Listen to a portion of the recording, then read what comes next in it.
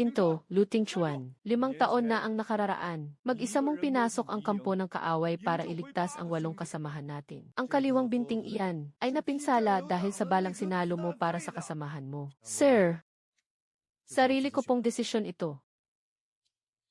Ang Black Gold Card na ito ay naglalaman ng 500,000. Ang doktor mula sa ospital ng mga veterano. Sinabi niyang, kapag nabayaran ang 500,000 piso para sa operasyon, may 20% pagkakataon pa ang binti mo na muling makatayo. Kahit 20% lang, pagkakataon pa rin iyon. Isa kang taong gumapang ng buhay palabas sa kampo ng kaaway. Kaya gamit ang binting iyan, kailangan mong tumayo at maglakad pabalik. Masusunod po.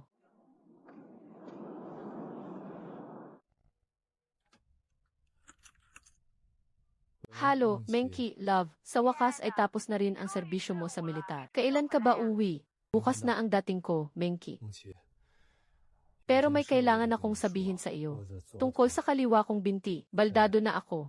Baldado na ito. Anong ibig mong sabihing baldado na? Hindi na ako makalalakad. Luting Chuan, paano ka na niyan magtatrabaho? Hindi naman sa ayaw ko na sa iyo, ha? Pero paano naman ang magiging buhay nating dalawa? Binigyan ako ng militar ng 500,000 piso bilang kompensasyon sa pagretiro. 500,000. Naku naman. Love, bakit hindi mo agad sinabi sa akin? Huwag mo munang alalahanin ang binti mo. Pag-uwi mo, dahan-dahan nating ipapagamot iyan. Pero siguraduhin mong naitabi mo ng maayos ang perang iyan, ha? Huwag mong iwawala. Narinig mo ba ako, love? Narinig ko. Aba, sa wakas ay nagpakita rin ang magiting nating tao. Anong nangyari sa binti mo? Sugat lang po ito mula sa huling misyon ko. Kuya, habang buhay ka na ba talagang magiging pilay niyan? Yes pasalamat ka na lang at nakauwi ka pa ng buhay. Pero tingnan mo naman ang sarili mo ngayon, nakakaawa. Sinabi ko na sa iyo noon na manatili ka na lang sa ligtas na kampo sa Beijing. Pero nagpumilit ka pa ring magpakabayani. Sabi ko na nga ba, wala ka talagang mararating sa buhay. Pinakain at pinainom kita sa loob ng napakaraming taon. Tapos babalik ka rito na kinakaladkad ang pilay mong binti para raw magpakita ng utang na loob sa akin. Ano ba naman ang nagawa ko sa buhay na ito? Para magkaroon ng pahirap sa buhay na tulad mo. Nag-apruba ang militar ng 500,000 piso bilang kompensasyon sa pagreretiro mo. Sabi ng doktor, basta maoperahan lang ako. May 20% pang pag-asa na gumaling ako at makabalik sa dati. 500,000. Ay, ang mahal kong anak. Maupo ka muna rito at magpahinga. Ipagtitimpla ka muna ni mama ng tsaa. Zixuan, bilisan mo, kumuha ka ng malambot na upuan para sa kuya mo. Pagod ang kuya mo sa mahabang biyahe, kaya paupuin mo siya sa pinakamagandang pwesto. Ba talaga kapag dugong Lu, laging may nararating sa buhay? Ma, nagbigay na ng huling babala ang panig ni Menki. Kung walang 1,000,000 pisong down payment, siguradong kanselado na ang kasal namin. Saan naman tayo kukuha ng ganoon kalaking pera ngayon? Hindi ba hawak ng kuya mo ang 500,000? Pero ma, kailangan niya ang perang yon para ipagamot ang binti niya. 20% sansa lang yon. Ano nang pagkakaiba niya sa pagtatapon ng pera sa ilog? Ang mag-aksaya ng 500,000 para lang sa napakaliit na pag-asang yan, ay purong pagsasayang lang ng pera. Tama ka riyan. Ang pagpapakasal mo ang nakasalalay para sa pagpapatuloy ng lahi nating mga Lu. Bilang panganay mong kapatid, nararapat lang na ibigay niya ang lahat ng tulong niya. Hindi ba't sinasabing mas matimbang ang dugo kaysa sa tubig para sa mga ganitong sitwasyon? Jinhua, tungkol sa panganay natin, mas mabuting kausapin muna natin siya ng maayos. Kilala mo naman ang matigas na ulo ng kuya mo. Kung idadaan sa pilitan ay siguradong hindi ubra. Kausapin ng maayos. Hindi mo ba talaga kilala ang anak mo? Sa tigas ng ulo niyon, sino ba naman ang makakapagpabago ng isip niya? Galing siya sa tiyan ko. Kaya ko siyang kontrolin. Bukas ng umaga, pipilitin ko siyang ibigay sa akin ang Black Gold Card na yan. Bukas ng umaga, pipilitin ko siyang ibigay sa akin ang Black Gold Card na yan.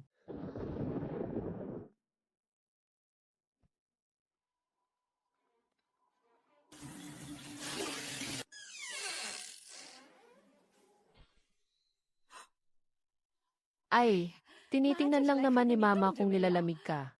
Ito Ito ang sarili kong ina na nagluwal at nagpalaki sa akin. Bitawan mo ang black gold card na iyan. Anong pinagsasabi mong card na iyan? Inaayos lang naman ni Mama ang magulo mong higaan. Huling beses ko na itong sasabihin. Ibaba mo iyan. Luting Chuan, noong ipinanganak kita. Muntik na akong mamatay, halos nasa hukay na ang kalahati ng paa ko. At may lakas ka pa ng loob na sagut-sagutin ako ng ganyan. Ang bawat haligi at bubong ng bahay na ito. Alin ba rito ang hindi ko pinaghirapan? Anong masama kung kinuha ko yung bulok mong card? Pera ko yan para sa pagpapagamot ko. Ipinagpalit ko ang sarili kong buhay para makuha lang yan. Iyan lang ang buong kompensasyon na ibinigay nila, 500,000 lang. 500,000 para lang sa 20% tsansa na gumaling. Masasayang lang ang 80% niyan. Tanungin mo nga ang konsensya mo. 3 taon nang magkasintahan ang kapatid mo at ang kasintahan niya. At mapilit ang babae na kailangan ng 1 milyong down payment bago sila magpakasal. Ngayon, kulang pa tayo ng eksaktong 500,000. Bilang kuya, kaya mo ba talagang tiisin na makitang tumandang binata ang kapatid mo habang buhay? Nalumpo ang binti kong ito dahil sumalo ako ng bala para sa 8 tao. At siguradong hindi ito para ipambayad sa down payment ni Luzixuan. Kuya, nandito ka lang pala. Noong sikat at matagumpay ka pa, wala man lang naitulong o napakinabang ang pamilya kahit isang kusing. Ngayong nakapagdala ka na rito sa wakas ng 500,000. Ipipilit mo pa talagang isugal yan sa walang kasiguraduhang 20% tsansa. Kung masira ang kasal ko, pananagutan mo ba? Kahit pag gumaling ang binti mo, ano naman ngayon? Tatanggapin ka pa ba ulit sa militar? Harapin mo ang katotohanan. Hay, kuya, wag mo nang sayangin ang lakas mo. Kabisadong kabisado na ni nanay ang password ng card mo noong kumuha ka ng pera. Bukas ng umaga, isasama ko si Zixuan para ibayad ang pera sa developer. At pangalan lang ni Zixuan ang ilalagay sa titulo ng bahay. Magkapamilya naman tayo, wag ka namang magsalita ng ganyan. Ang kuya ay parang ama na rin. Kaya responsibilidad mo ang kinabukasan at kasal ng kapatid mo. Sige, kung talagang pipilitin ninyong agawin ito, itatawag ko ito sa pulis. Pulis, sige, tumawag ka kung gusto mo. Para makita ng lahat ng kapitbahay natin dito kung paano ipinasok ni Luting Chuan ang sarili niyang ina sa kulungan. Umalis ka lang ng ilang taon. Pati ang kaunting respeto sa magulang, itinapon mo na. Umalis ka lang ng ilang taon. Pati ang kaunting respeto sa magulang, itinapon mo na.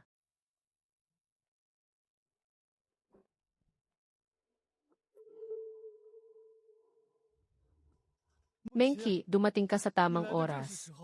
Gusto nilang agawin ang perang pampagamot ko. Bilis, tulungan mo akong tumawag ng pulis. Tumawag ka ng pulis. Luting Chuan.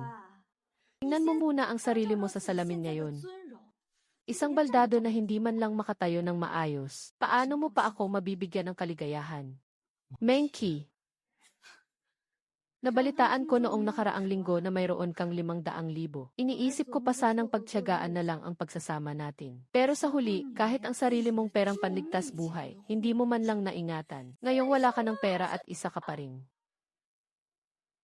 Ako, Sixia Menki, bakit ko naman sasayangin ang kabataan ko sa isang lumpo? Hindi na tuloy ang kasal natin. Mula ngayon, tapos na tayo. Kuya, heto pa nga pala ang isang magandang balita para sa'yo. Hawak ko na ang kontrol sa pera mo.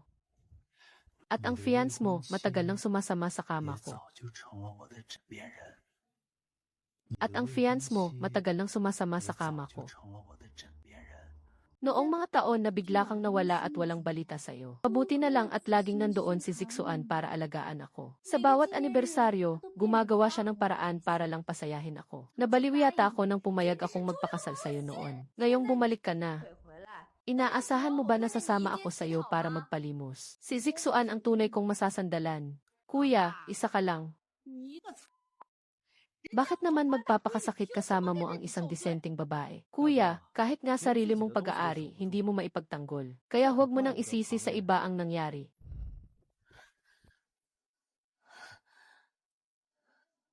Kuya King Chuan.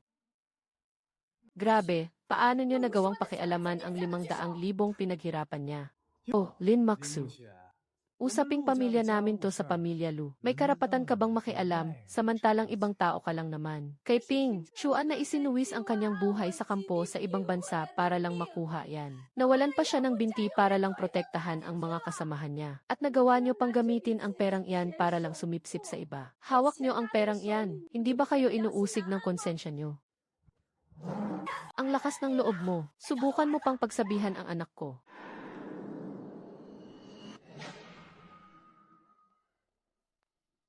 Subukan mong hawakan kahit isang hibla ng buhok niya. Noong panahong nakikipaglaban siya para mabuhay sa gitna ng mga bangkay. Sino sa inyo ang nag-alala sa kanya kahit kaunti? Ang binting iyon ang naging kapalit para mabuhay ang 8 kasamahan ko sa labanan. Pati ang dugong dumanak sa akin, gusto niyo pa ring sagarin. Iurong mo nga iyang kamay mo. CJ. Ang 500,000 ito ang magsisilbing pambayad sa 25 taon na pagpapalaki ninyo sa akin. Simula sa sandaling ito, tuluyan na tayong maghihiwalay ng landas. Maghihiwalay, may isa pa ka ba sa utak?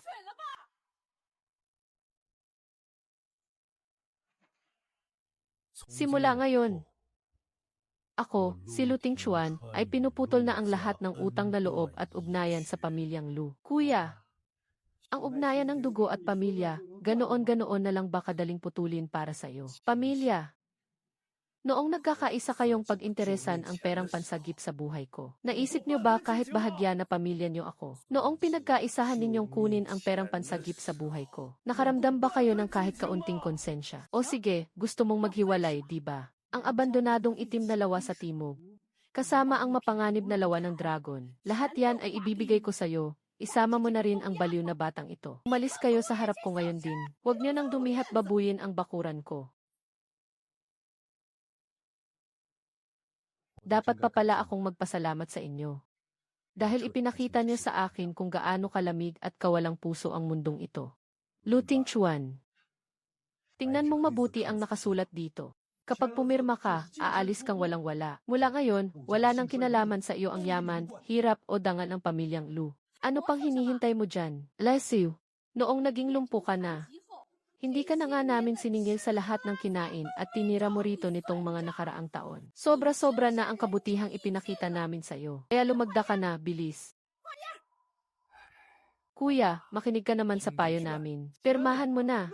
Kilala namang lupain ng kamatayan ang lawang iyon. Maitim at mabaho ang tubig doon. Kahit damong dagat ay walang nabubuhay. Kapitang Chen, kuya ko naman ang mismong nagpumilit na maghiwalay kami ng pamilya. Dapat nga magpasalamat pa siya na binigyan pa namin siya ng lupa. May gana pa ba siyang mag-inarte at pumili? Nasaan ang kontrata para sa pag-arkila sa itim na lawang iyon? Ibigay mo na rin dito para mapirmahan ko na. Mula ngayon, ang anumang kikitain o utang mula sa stagnanting lawang iyon. Wala na akong balak na makisalamuha pa sa pamilya Lu. Kahit pa makahukay ako ng ginto sa ilalim ng lupang ito. Huwag na huwag kayong aasang makikinabang kahit katiting. Ipaputol mo na sa kanya ngayon din. Ipapiirma mo na sa kanya ngayon din. Gusto kong makita ng buong nayon. Kung ano ang kahihinatnan ng pagsuway sa sariling ina. Kuya, napakalakas talaga ng loob mo. Ang mabahong lusak na iyan at ang hamak mong buhay ay talagang bagay na bagay. Mula sa sandaling ilapat ko ang panulat na ito. Ako, si Lu Tingchuan, ay wala ng anumang ugnayan sa pamilya Lu. Alice, lumayas ka na, lumayas ka. Huwag na huwag ka nang babalik kailanman para mandiri kami sa iyo. Anong mapapala ni Muksui sa pagsunod sa isang pilay? Mabuti pang sumama ka na lang sa akin sa syudad at tinitiyak kong bibigyan kita ng isang marangal na trabaho. Lu Zixuan, ang bawat basurang lumabas sa bibig mo ngayong araw ay itatatak ko sa aking mga buto. Ang bawat basurang lumabas sa bibig mo ngayong araw ay itatatak ko sa aking mga buto.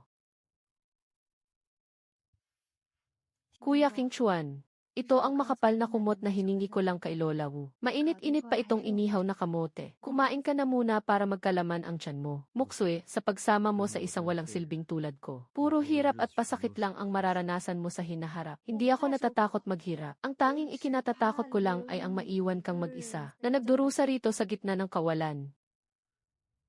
Lin Maksu. Ang utang na loob ko sa iyo sa buhay na ito, ako na si Lu Tingchang. Kahit paihinga ko ang huli kong hininga. Itataas kita at bibigyan ng marangyang buhay na karapat-dapat sa iyo.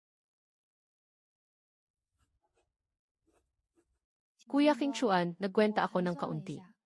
Ang pagtatayo ng simpleng silungan ay nagkakahalaga ng hindi bababa sa 300 piso. At kailangan pa ng isa pang 200 para sa mga kagamitan sa pagsasaka. Sa kabuuan, mayroon lamang tayong 675 piso sa ating bulsa. At wala pa tayong pambili ng mga semilya ng isda. Muksue, dali, lumapit ka rito.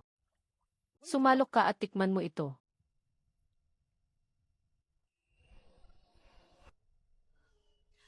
Napakarap at napakatamis ng tubig na ito. Kuya King Chuan, hindi ito patay na tubig. Isa itong mahiwagang bukal mula sa kailaliman ng lupa. Amuyin mo ng mabuti. May kakaibang bango na nagmumula sa tubig na ito. Noong nag-ensayo ako sa kagubatan ng Beijing Military Zone noon, nakatagpo na ako ng ganito. Isa itong napakabihirang bukal mula sa glacier. Bukal mula sa glacier. Bakit? Ano bang mayroon doon? Ibig sabihin ito, ang mga isdang palalakihin sa bukal na ito ay tataas ang halaga ng hindi bababa sa 10 beses. Tataas ang halaga ng hindi bababa sa 10 beses. 10 beses na kita. Ibig sabihin, hindi ba't maaari na tayong nangako ako sa iyo na bibigyan kita ng magandang buhay. Ito ang ibinigay sa atin ng langit para makabangon muli.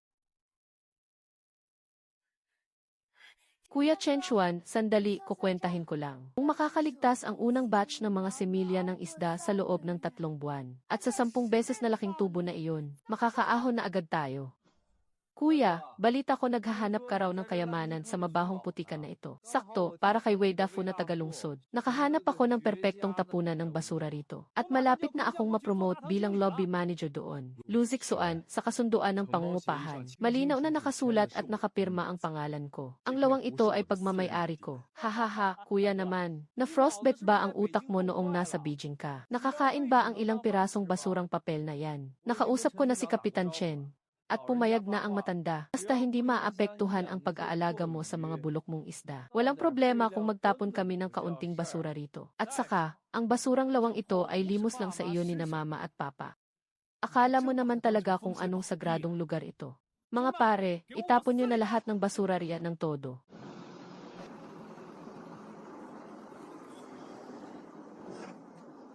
Sige, subukan ninyong gumalaw. Itigil ninyo yan, lahat kayo, huminto. Narito ang lahat ng hirap at pinagpagura ni Kuya Ting Chuan. Ang buong buhay niya ay narito. Huwag kang humarang sa daan, buwisit na bata. Hinding-hindi ninyo ito pwedeng sirain. May mahiwagang bukal sa ilalim ng lawang ito.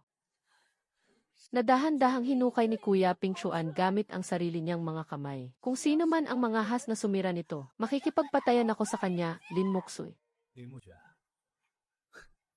Sa pagsunod mo sa pilay na iyan, nagdedeliryo ka na ba sa gutom? Ilang dekada nang umaalingasaw ang baho sa lawa ng dulong. Alam yan ng buong nayon, bata man o matanda. Tapos ngayon sasabihin mong may sagradong bukal dito. Bakit hindi mo nalang gawaan ng kwento na may nakabaon na Sun Wukong sa ilalim? Totoo ang bawat sinasabi ko. Matamis talaga ang tubig sa bukal na yon. Huwag ka ng maraming daldal. Dahil ayaw mong tumabi. Isasabay na kitang ilibing ng buhay.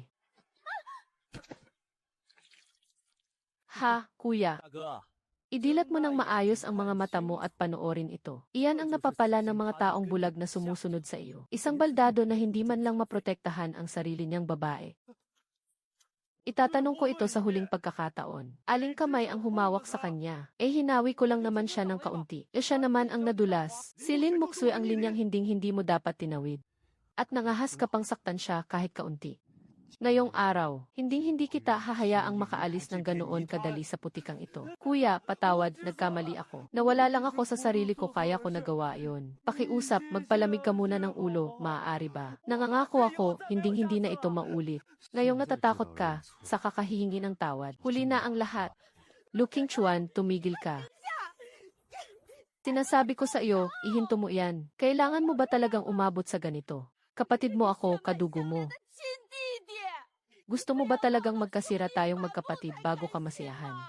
Nagdala siya ng mga tao para agawan ako ng pagkakataon. At sinaktan pa si Moksu. Ano naman kung nagtapon kami ng kaunting basura? Nagtatrabaho ang kapatid mo para kay Wei Dafu na tagalungsod. Balang araw ay magiging mataas na opisyal siya sa marangyang restauran. Dahil lang ba sa munting bukal mo na yan? Sisirain mo na ang magandang kinabukasan niya habang buhay. Bilang panganay na kapatid, hindi mo ba magawang tulungan ang kapatid mong umasenso at magsakripisyo ng kaunti para sa kanya? Magsakripisyo ng kaunti. Anak, magkakadugo kayo, iisang pamilya. Huwag na kayong magmatigasan ng ganyan. Huwag naman nating sirain ang pinagsamahan natin. Kumalma ka muna, maaari ba? Tito, tita. Tingnan niyo pong mabuti ang nangyayari. Hindi lang ito simpleng away. Ang bukal na iyon ng lingkuan ay ang tanging inaasahan ni Kuya Ting Chuan. Sa ginagawa niyong iyan, pinapatay niyo ang lahat ng pag-asa niyang mabuhay. Wala kang karapatang sumabat dito. Usapang pamilya ito ng mga Lu. Kaya huwag kang makisawsaw rito. Lu Ting Chuan, hindi ibig sabihing ikaw ang tama porke sumisigaw ka. Ibaba mo muna ang hawak mong sandata. Ano na naman ba itong palabas na ginagawa ni Zhao Jinhua? Ate Chensi, kayo na po ang humusga rito. Dahil lang sa babaeng hindi naman natin kapamilya. Nagawa niya pang tangkaing patayin ang sarili niyang kapatid. Anong hindi kapamilya? Kakadaan ko lang kanina at malinaw na malinaw kong nakita. Malinaw na si Lu Zixuan ang nagdala ng mga tao at nagtulak kay Muksu sa lupa. Gasgas at duguan pa nga ang mga kamay niya. Tapos, gusto pa nilang itapon ang mababahong basura sa lawa. Siguradong wala pa kayong kamalay-malay sa nangyayari, no? Siguradong wala pa kayong kamalay-malay sa nangyayari, no? Ang 500,000 pisong perang nakuha ni Lu Tingchuan sa pagretiro niya sa serbisyo. Matagal nang kinamkam ng mga ito. Para lang may pambayad ng paunang hulog si Lu Zixuan sa bibilhing bahay. At ngayon, kahit ang lumang palaisdaan na nga lang, ayaw pa rin nilang patawarin. Panginoon ko naman. Kaya pala kahit pilay na si Lu Tingchuan ay nagawa pa rin siyang palayasin sa sariling bahay. Talagang hindi man lang nila binigyan ng pagkakataong mabuhay ang panganay nilang anak. Magkakagulo na naman ang lahat nito. Wala na talagang katarungan. Ang mismong kuya, hindi kayang patawarin ang sarili niyang kapatid. Tapos kayong mga tagalabas, nakikisawsaw pa at mas pinapalala ang sitwasyon. Ano kaya ang nagawa ko sa nakaraan kong buhay? Para parusahan ako ng ganito. Hindi ko na kaya ang ganitong buhay. Siningil pa siya ng 50 piso para sa nasirang gilid ng palaisdaan na tinapakan ni Lu Zixuan. 30 piso naman para sa nabaling posting kahoy. At ang pambayad ko sa gamot kasama na ang danyo sa matinding stress. Singilin muna natin siya ng 200 piso sa kabuuan. Pati ba naman danyo sa stress, isinama pa. Ang pesting atrasong to. Maaga o huli, sisingilin ko siya pati interes. Kakasya pa ba ang pondo natin? Nagastos na ang 500 piso sa malaking silungan at mga kagamitan. May natitira pa tayong 175 piso. Sapat na yon para makaraos. Bukas ng umaga, pupunta tayo sa bayan para bumili ng pinakamurang semilya ng isda. Sa 10 piso, makakakuha na tayo ng 20 piraso ng pakyawan. Maglabas muna tayo ng 100 piso para sumubo. Ang matitira naman ay ibibili natin ng pagkain. Kapag nalampasan ng 200 semilya ang 3 buwang paglaki, kahit ibenta pa natin yan ng mura, kahit 1,000 piso lang kada isa, kikita pa rin tayo ng buong 200,000 piso. Kapag ibinawas ang mga nagastos, makakabangon na tayo ng tuluyan. Makakabawi na talaga tayo ng tuluyan. Kuya King Chuan, ano po ang pinagkakaabalahan niyo riyan? Wala naman, magpahinga ka na ng maaga. Kuya King Chuan, ang mga isdang to parang naturukan ng pampalaki. 2 buwan pa lang ang nakakalipas. Pero ang lalaki na nila kumpara sa mga isda ni Tatay Lee sa kabilang bahay. Doble talaga ang laki nila. Yan ang kapangyarihan ng tubig bukal mula sa glacier. Punong-puno ito ng mga sustansya at mineral. Kaya bukod sa mabilis silang lumaki, hindi rin sila madaling tablan ng sakit. 1 buwan na lang. Pwede na nating anihin ang unang batch ng mga isda. Kahit na 160 lang ang mabuhay sa 200 semilya. Sa mababang halaga na 800 piso kada isa. Kuya King Chuan, malaking pera pa rin yon, abot sa 130,000, 400 piso.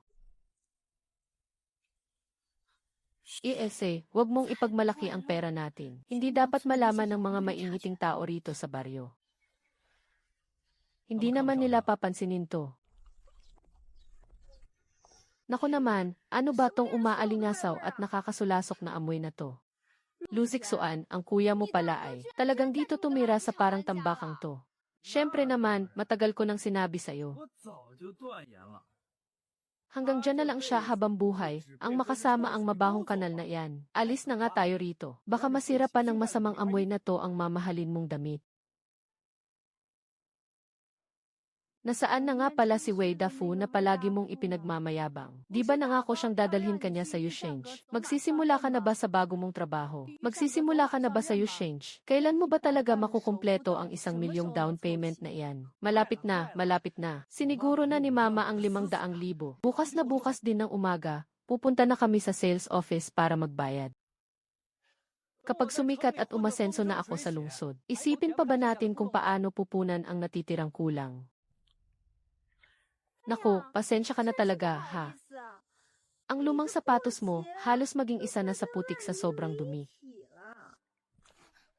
Ha ha ha, hindi ko man lang napansin ang nilalakaran ko, Je.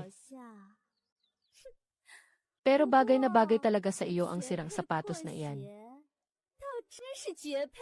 Ha ha ha ha. Muksoy, kapag naibenta na natin ang batch ng isdang ito, isasama kita agad para pumili ng pinakamagandang bagong sapatos. Wag ka nang gumastos para doon. Sapat na ang sapatos basta't may magagamit ako. Kailangan nating gamitin ang pera sa mas mahahalagang bagay. Kailangan pa nating magtabi ng pera para mapalaki ang palaisdaan at pambili ng feeds. Ako ang masusunod, dapat nating bilhin yan. Kung ganoon, gusto ko ng sapatos na hindi madaling matanggal kapag naglalakad. Yung may kaunting takong lang, sapat na. Sige ba, pipiliin natin ang pinakamahal sa loob ng mall. Kuya King Chuan, nabilang ko na silang mabuti, may kabuuang 163 malalaking isda. May kabuuang 163.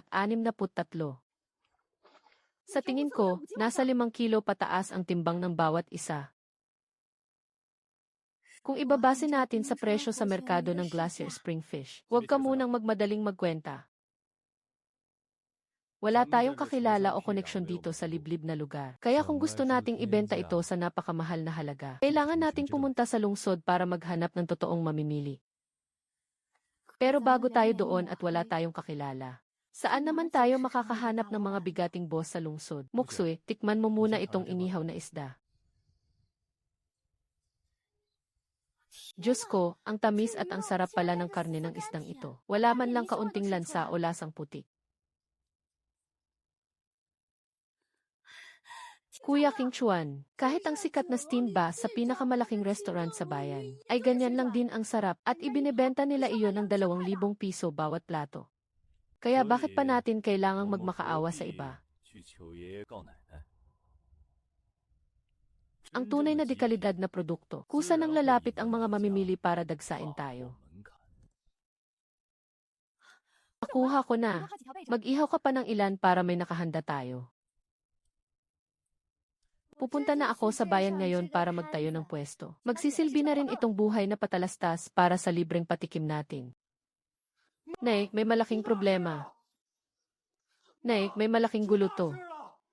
Ano ba nang ipinagpapanik mo riyan araw-araw? Gumuho ba ang langit sa iyo? Yung si San Jianguo na nagbebenta ng presele na bahay. Isa palang manluloko mula ulo hanggang paa. Sinalakay at ipinasara na ng mga pulis ang kumpanya niya. Balita ko, modus lang talaga nila ang mangganso ng mga down payment. Ano? Iyong 500,000 natin, hindi pa ba naipadala? Nakipag-usap na ako sa Sun na yon. Nabukas ng umaga pagkabukas ng bangko, magpapadala na ako ng pera. Sus Mariosep. 1 araw lang ang pagitan. 1 araw lang talaga.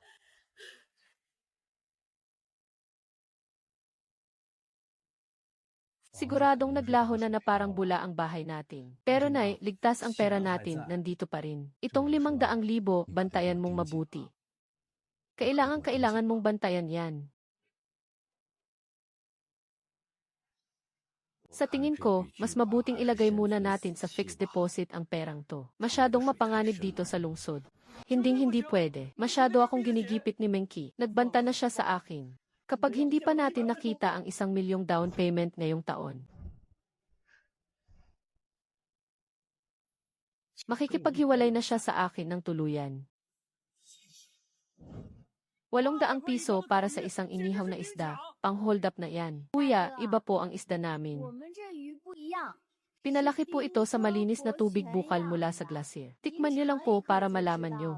Sus, maniwala ako sa'yo. Alis na tayo, alis na tayo, alis na. Tara na, tara na, tara na, alis na tayo.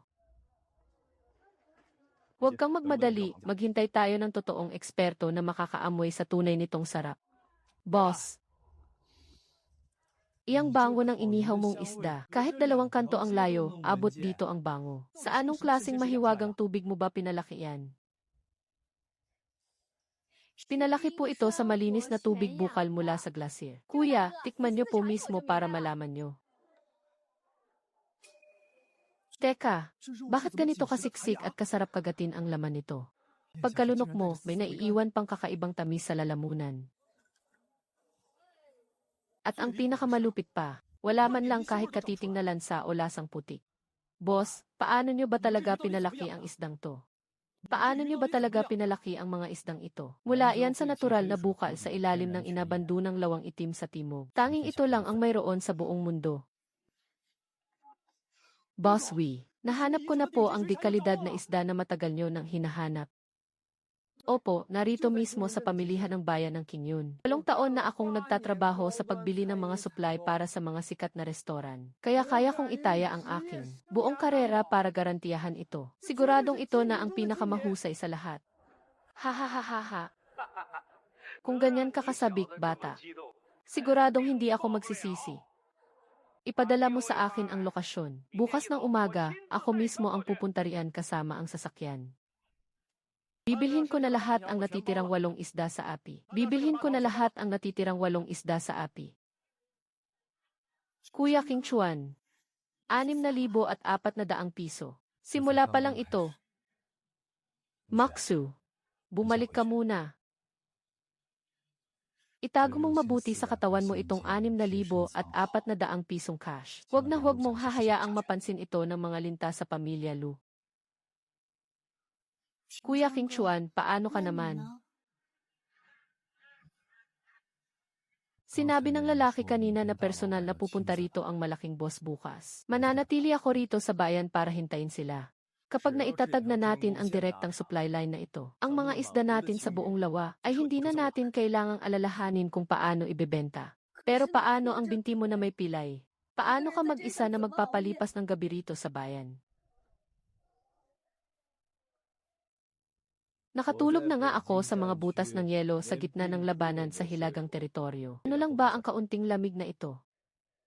Bumalik ka na agad sa timog. Mabilis na lumalaki ang mga isda sa lawa ngayon, kaya hindi pwedeng walang magbabantay doon. Kuya King Chuan, aalagaan ko ang tahanan natin at hihintayin kita. Diyos ko naman! Ito ba talaga ang dating napakabahong lawa ng dulong? Napakalinaw na ng tubig ngayon na nakikita na ang ilalim. Nang sabihin ni Tatay Lee noong nakaraan na may nakatagong kayamanan sa ilalim nito, akala ko ulyanin na siya.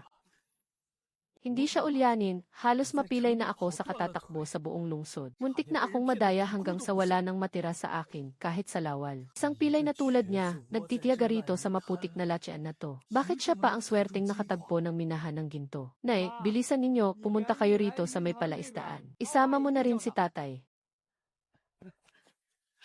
Dito nga yon, bilisan mo. Ludaki ang tingnan mo ang mga isdang to. Ang lalaki at ang tataba, mas mataba pa sa inalagaan ng iba ng 2 taon. Isipin mo kung gaano karaming pera ang kikitain natin dito. Nay, sasabihin ko na sa inyo ang totoo. May natural na bukal sa ilalim ng lawang ito. Kaya ang mga isdang lumalaki rito ay iba talaga kumpara sa iba. Kahit mahal, nag-aagawan pa rin ang mga tagalungsod para bilhin to. Hindi kayo welcome dito.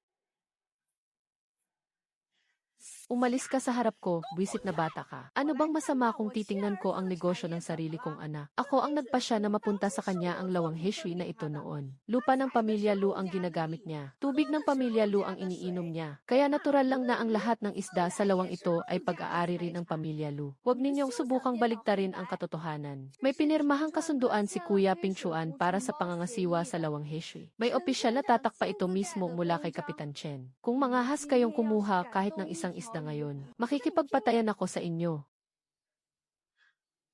Anong pagnanakaw ang pinagsasabi mo riyan? Ang 500,000 kompensasyon niya sa pagka-retire. Kusang loob na ibinigay ng panganay para tulungan ang kapatid niya. Natural lang naman sa magkakapamilya ang magtulungan. Bilang ina, ano bang masama kung muli kong ipamahagi ang ari-arian ng pamilya? May mali ba roon? Kusang loob talaga. Inakaw mo nga ang kanyang itim na gintong card sa ilalim ng unan niya sa gitna ng gabi. At yun ba ang tinatawag mong kusang loob? Ipinagtabuyan ninyo si Kuya Ping Chuan sa liblib at walang pag-asang lugar na ito. At ngayong nakita ninyong umasenso na siya, gusto niyo namang agawin ang kanyang pinaghirapan. Yes isang estranghero ka lang, anong alam mo sa mga patakaran namin? Anong karapatan mong tumayo rito at magdesisyon para sa anak ko? Ang bawat pulgada ng putik sa ilalim ng lawang ito ay pinaghirapang hukayin ng paisa-isang pala namin ni Kuya Ping Chuan. Iyan at ano naman ngayon? Kasal na ba kayo sa papel ng panganay ko? Nagpahandaan ba kayo? Ni hindi ka pa nga nakakatapak sa pintuan ng pamilya Lu. Kaya wala kang karapatang sumabat, ikaw na isang walang magulang na magmarunong at mag-utos-utos dito. Tama si Mama. Dahil wala naman kayong sertipiko ng kasal, isa ka lang walang kahihiyan at desperadang pabigat. Na desperadang pabigat, ngayong araw, opisyal ng pamamahalaan ni Mama ang lawa ng hiswi. Umalis ka sa harap ko. Zhao Jinhua. Subukan mong hawakan ang tubig ng lawang ito ngayon. Itataya ko ang buhay ko maisama lang kayo sa hukay. Hayaan mo na siya. Ha ha ha. Muksui, huwag kang maging walang utang na loob. Bilang mga nakatatanda, binabantayan lang namin ang ari-arian ng panganay. Ano namang masamang balak ang magagawa namin? Tito Lu, alam mo sa sarili mo kung may masama kang balak o wala. Piniganyan na at kinuha ang 500,000 piso noong nakaraan. May mukha pa ba kayong ihaharap para tumayo rito? Ikaw na haliparot na hindi pa naman kasal. Sa batas, wala kang kahit isang kusing na kinalaman sa pamilya Lu. Umalis ka sa daan ko. Umalis ka sa daan ko. Luzik Suan, sige lang, itulak mo ako. Pero subukan mong galawin ang mga isda sa lawa. Pagbalik ni Kuya Ping Chuan, tingnan natin kung gaano katigas ang leg mo. Isang lumpo lang siya, ano namang magagawa niya sa akin? Noong huling tinutukan ka ng itak, sa mismong leg mo. Nakakahiya mong kwento ng maihi sa pantalon dahil sa takot. Gusto mo bang kumuha ako ng malaking megaphone para ipagsigawan sa buong nayon? Ang pang-aagaw na naman ni Zhao Jinhua sa lawa ng hiswi at ang pananakit ni Luzik Suan ang lahat ng atrasong ito ay tiyak na sisingilin sa inyo ni Kuya Ping Chuan pagbalik niya. Sutil na bata ka, hindi mo ako mapipigilan ngayon. Papasok ako sa pintong ito sa ayaw at sa gusto mo. Nahanap ko na. Nahanap ko na, narito ang kasunduan sa pangangasiwa ng lawa ng hiswi. Ibalik mo sa akin ang kasunduan. Iyan ang buhay ni Ting Chuan na nakasulat sa papel. Palayas na nga si Kuya sa pamamahay na ito. Bakit pa niya aangkunin ang pinakamagandang lupain ng pamilya Lu? Anong sinabi mo? Subukan mong ulitin yan kung talagang mailakas ka ng loob. Sino ba talaga ang nagpalayas kanino? Kayo ang nagtaboy kay Kuya Ding Chuan. Ang 500,000 retirement compensation niya ang sumalba sa lumang bahay ninyo. Inangkin ninyo ang lahat, tapos itinapon ninyo siya rito sa dulungtan. At ngayon, pati itong maputik na lasyan, ay gusto ninyo pa ring agawin.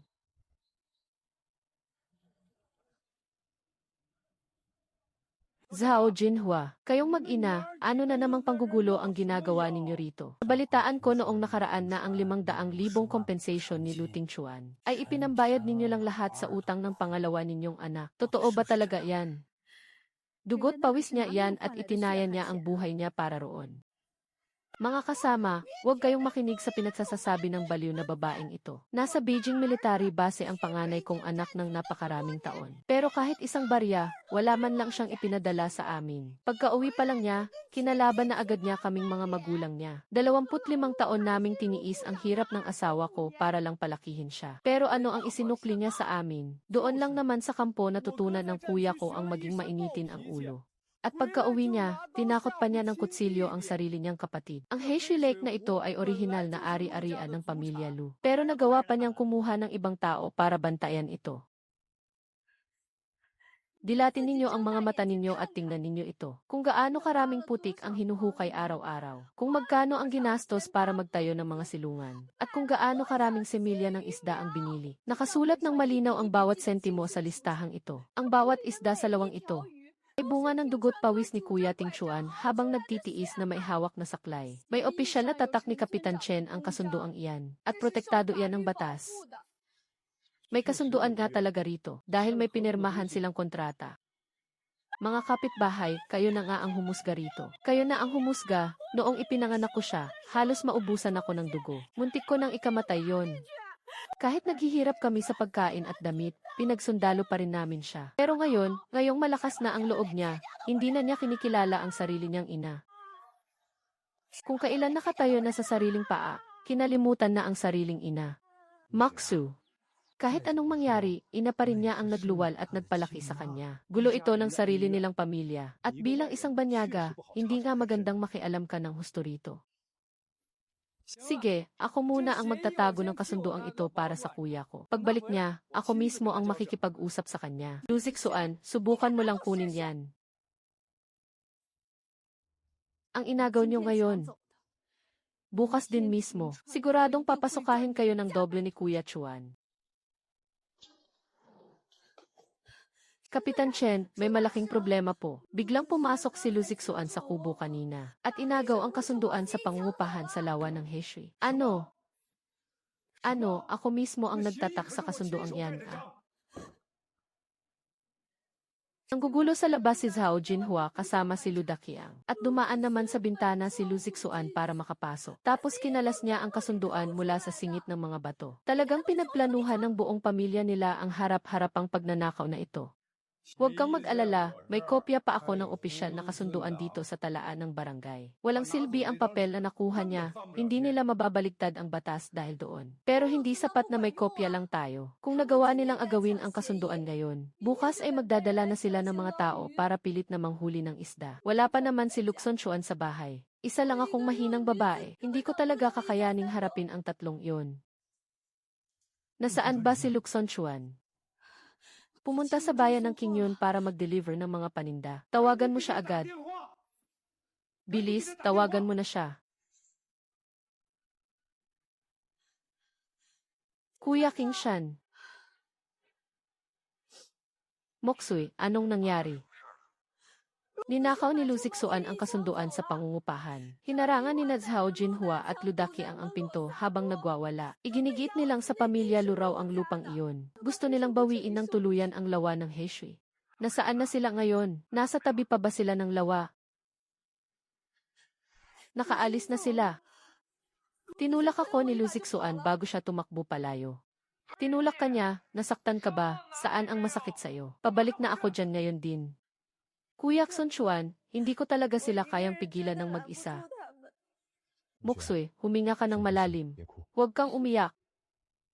Hayaan mo na kung nakuha nila ang kasunduan, bali wala yon. May kopya pa naman si Kapitan Chen. I-lock mo ng maigi ang mga pinto at bintana, at manatili ka lang sa loob ng bahay. Huwag mong bubuksan ang pinto kahit sino pa ang kumatok. Pero paano kung magdala sila ng mga tao para piliting agawin ang mga isda? Pero paano kung magdala nga sila ng mga tao para piliting agawin ang mga isda? Hindi sila mangangahas na gawin yon. Bukas na bukas din, tatapusin ko na ang gulong ito ng tuluyan. Moksui, magtiwala ka sa akin.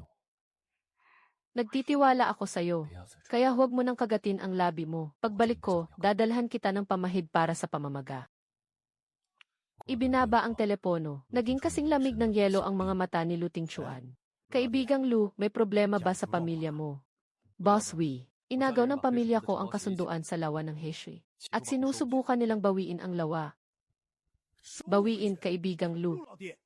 8 taon nang namamahala sa mga mamahaling bilihin si Assistant Lee para sa akin. At ngayon lang siya naniwala at nangako sa akin na ito na ang pinakamasarap at pinakasariwang isda na natikman niya sa buong buhay niya. Plano ko ngang maglabas ng 3 milyong yuan bilang paunang bayad para mailunsad ito sa buong menu ng Yushan Yuan sa susunod na buwan.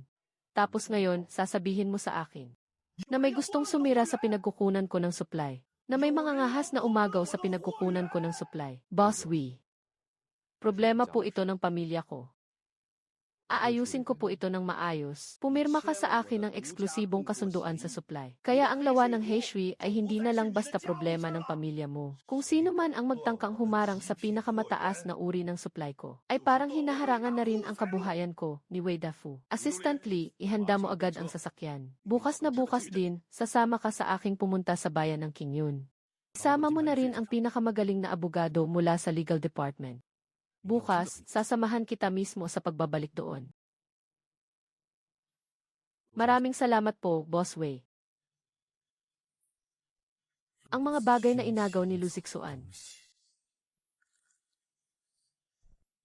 ay ipapaluwa ko sa kanya ng buong buo nang walang natitira. Ipapaluwa ko talaga sa kanya ng buong buo. Manager Qian, narito na po tayo. Dito nga po iyon. Ito ang sagradong lugar na may magandang kapalaran na lubos kong inirerekomenda sa inyo.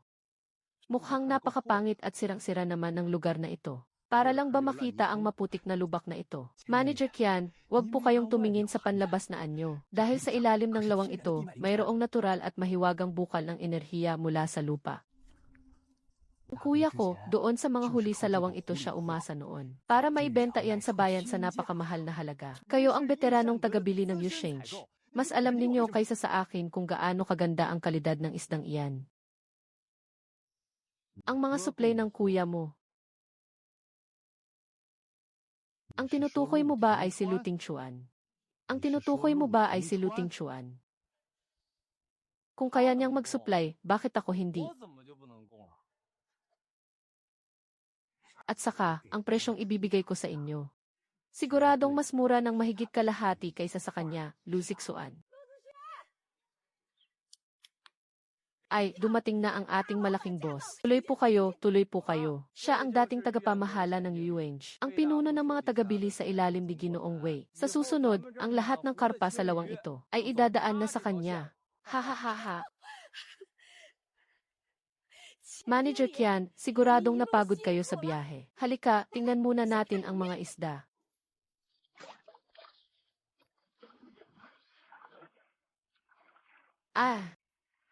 Ang bawat isa nito ay tumitimbang ng hindi bababa sa 5 libra, hindi ba? Ano nang sinabi ko sa inyo? Talagang pinakamataas na kalidad.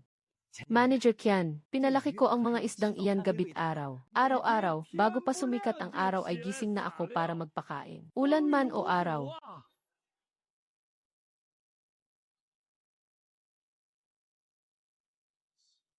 At pati ba ang mahiwagang bukal ay ikaw din ang naghukay? Noong naghukay ako ng pundasyon noon, sa isang baon pa lang ng pala, biglang bumugso ang mahiwagang bukal. Ang matanda naming si Lu, mas inaalagaan pa ang bukal na ito kaysa sa sarili niyang ama.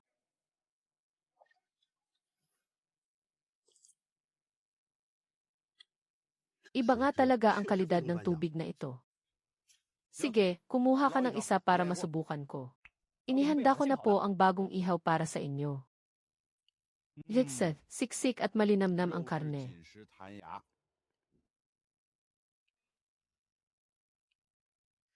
Itamis na naiiwan sa bibig. Walang-wala talagang lansa o lasang putik. Talagang napakahusay ng kalidad, katulad ng kay Lu Tingchuan. Kaparehong-kapareho ito ng ipinakita niya sa bayan noong nakaraan. Siyempre naman, mula sa iisang bukal ang mga isdang ito. Kaya paanong mag-iba ang kalidad? Ilan ang mga karpa sa pangkat na ito? Mahigit 150 piraso, at lahat ay lagpas sa 5 kilo. Napakaganda nito. 50,000 piso, kukunin ko ng lahat. Selyado na. Hindi niyo pwedeng ibenta yan. Hindi ko hahayaang magtagumpay kayo sa masamang balak ninyo. Tumahimik ka nga, walang hiya kang bata ka. Ari-arian ito ng pamilya Lu. Ang bawat isa sa mga pambihirang isdang ito ay nagkakahalaga ng hindi bababa sa 800 piso. Ang 150 piraso ay nagkakahalaga ng buong 120,000 piso. Tapos gusto mong kunin ang lahat sa halagang 50,000 piso lang. Nagbebenta ka ba talaga ng isda? O sadyang winawasak mo lang ang pamilya natin? 50,000 piso na nga, nagrereklamo ka pa na maliit. Easy, isang hamak ka lang na taga-baryo. Ano ba ang alam mo sa takbo ng merkado? Ang namamahala sa lawa ng Blackwater ngayon ay si Lu Tingchuan. Hindi ikaw, Zhao Jinhua. Wala silang anumang karapatang makialam, dihe. Wala silang anumang karapatang makialam, dihe. Hawak ko ang kasunduan. Ninakaw mo lang yan tulad ng isang magnanakaw. May hawak na opisyal na dokumento si Kapitan Chen sa barangay. Kanino ba talaga pagmamay-ari ang lawa ng Blackwater na ito? Sa kuya ko. Pero ang kuya ko ay kadugo ng pamilya Lu. Ako ang kumakatawan sa kanya. Natural lang na ako ang magdesisyon para sa kanya.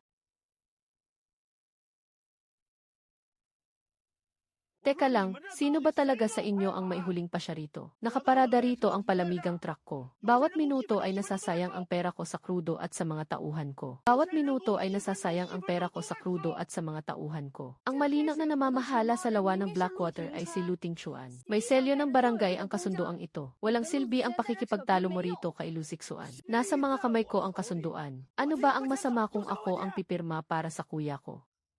Lin Moxue, isang hamak ka lang na babaeng hindi pa naman na ikakasal sa pamilyang ito. Huwag kang magpahiya ng sarili mo rito. Hep, hep, hep.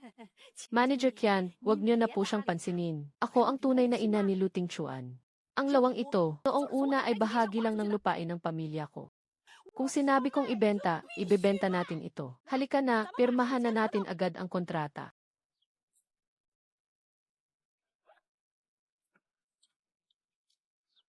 50,000 piso para sa 150 piraso ng pambihirang isda. Kaliwaan tayo ibigay ang pera at kukunin ang mga isda. Sino ang nangangahas na pumirma rito? Subukan mong pumirma kahit isang letra, pandaraya yan. Hinto. Sabi ng huminto kayo. Walang sinumang pwedeng humawak sa kontratang yan. Kapitan, usapin po ito ng pamilyang Lu.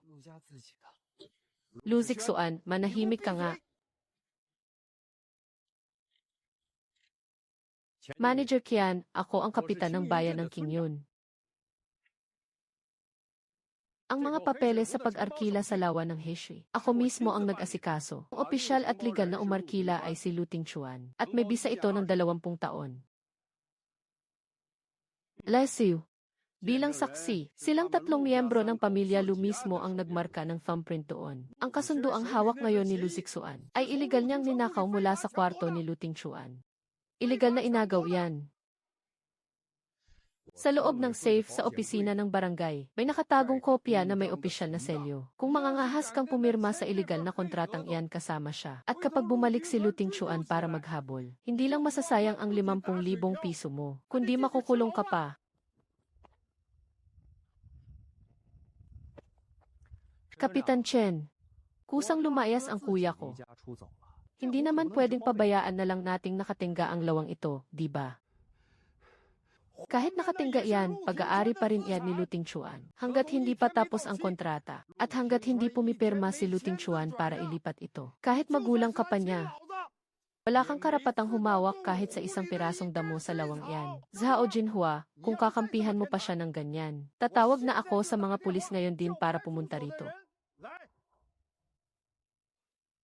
Boss, ngayong araw, hindi mo makukuha ang mga isdang ito. Hintayin nating bumalik si Lu Tingchuan.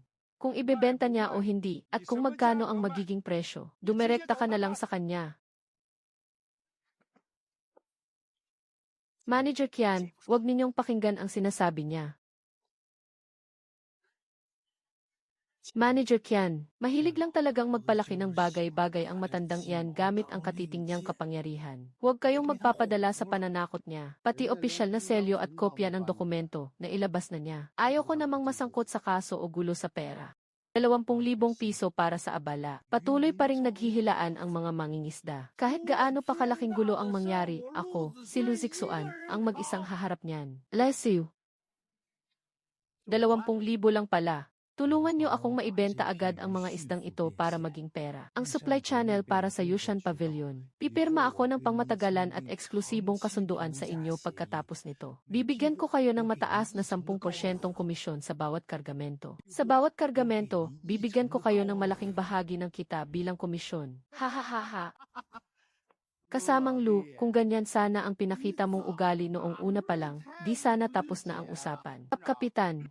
Galing pa ako sa napakalayong lugar at binaybay ang 30 linang daang bundok para lang kunin ang mga paninda. Ang gastos ko sa krudo sa mga tauhan. Pati na ang oras na nasayang, dapat may magbayad niyan, hindi ba? Kung kanino man hawak ang kasunduan ngayon, sa kanya ako makikipag-ayos ng bayad. At tungkol naman sa sinasabi mong opisyal na selyo at mga record, panloob na usapin na ng inyong pamunuan ng nayon yan. Wala na akong pakialam doon. Bakit ba napakabilis mong magbago ng isip, mas mabilis pa sa paglipat ng pahina ng libro? Hindi ba't kaliliwanag ko lang sa iyo tungkol sa batas? At hindi pa ba sapat ang pagpapaliwanag ko tungkol sa mga panganib nito? Narinig ko po ang lahat ng sinabi niyo. Pero ako na si Kian ay isang tapat at purong negosyante lang. Ang pinaniniwalaan ko lang ay ang pirma sa papel. Hindi ang mga walang kwentang salita na lumalabas sa bibig. Ngayong araw, kailangan kong isakay sa truck at iuwi ang natatanging klaseng mga isdang ito. Ngayong araw, kailangan kong isakay sa truck at iuwi ang natatanging klaseng mga isdang ito. Anong karapatan mong pilitin kaming magbenta sa inyo? Ha. Patigas din ang ulo ng batang to. Ayaw mong magpatalo. Sige, pauwiin mo ang pilay mong lalaki para idemanda ako. Magdemanda siya, kasamang Lu. Ang matandang ito, kanina pa nakaharang at nanggugulo rito. Hindi tuloy makapaghagis ng lambat ang mga tauhan ko. Ako na ang bahala rito. Ilayo niyo siya rito, hawakan niyo siya. Walang sinuman sa inyo ang pwedeng humawak sa mga isda sa lawang ito. Luzik Suan, magnanakaw ka, isa kang tulisan. May lubid sa loob ng kahon. Talian niyo siya para tumahimik, itali niyo na.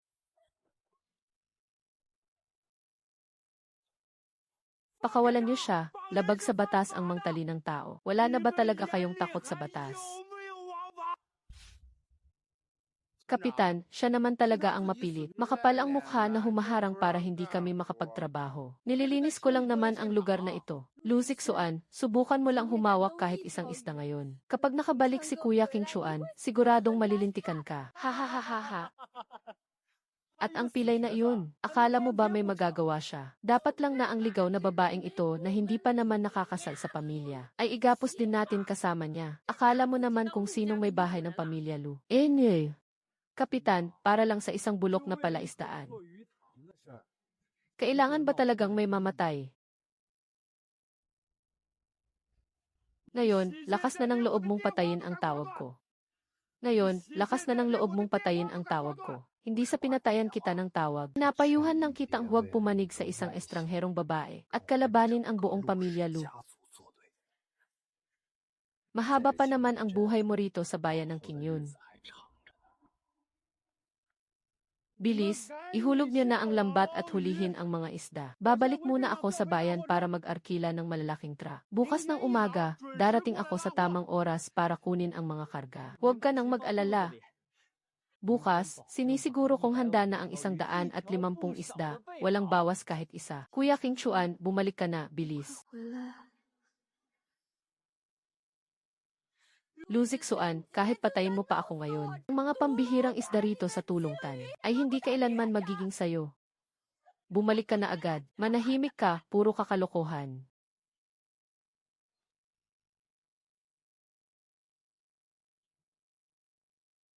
Hay, nakakarindi na talaga ang boses mo. May tao ba riyan, pumarito nga kayo. Busalan niyo ng maigi ang bibig ng baliw na matandang ito. Nang mahigpit.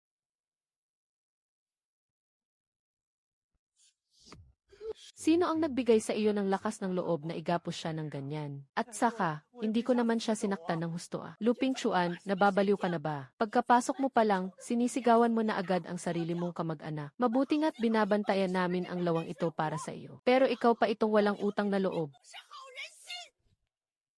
Binabantayan para sa akin.